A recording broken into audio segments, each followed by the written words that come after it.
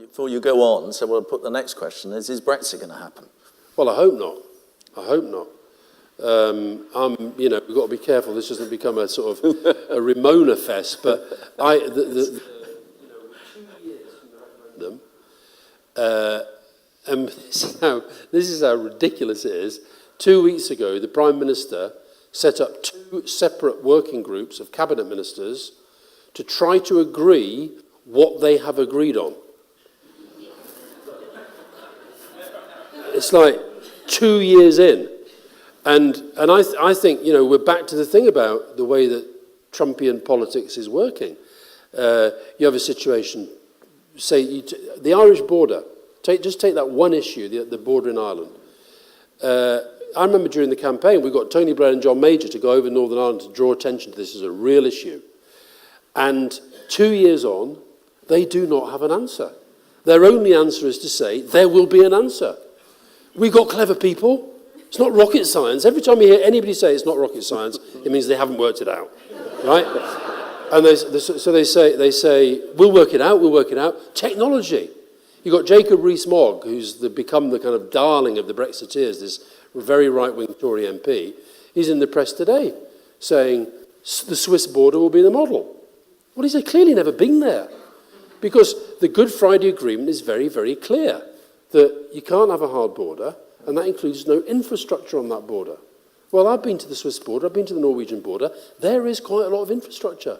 You even had Theresa May saying, let's make it like the American-Canadian border. Well, I've been there as well. That's got a lot of infrastructure.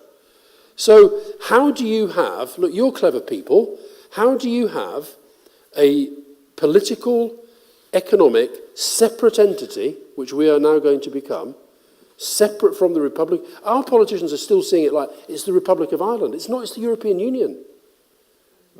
Rees-Mogg the other day saying, why doesn't the Republic of Ireland just join the UK? I mean, what century are these people in?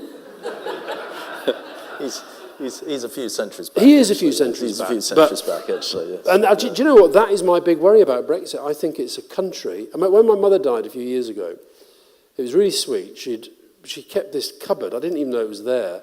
She had millions of press cuttings in there, most of them very negative about me and probably very upsetting when she read them. And amid it all my school reports. And one of them, when I was 13 or 14, history, it said, Alastair's essay on the decline of the Austro-Hungarian Empire was an exceptional piece of work. Okay? And I read that and I thought, wow, Austro-Hungarian Empire. Yeah, I remember that. I don't remember the empire, but I remember studying that.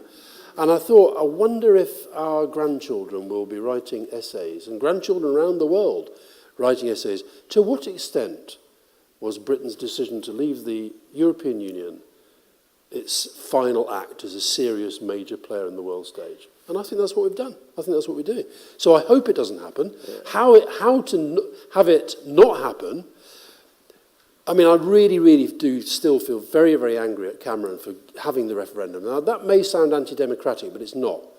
Because our democracy is a parliamentary democracy. You elect a parliament to lead the country. As a way of winning himself power in parliament, as a tactic, he said, we'll have a referendum.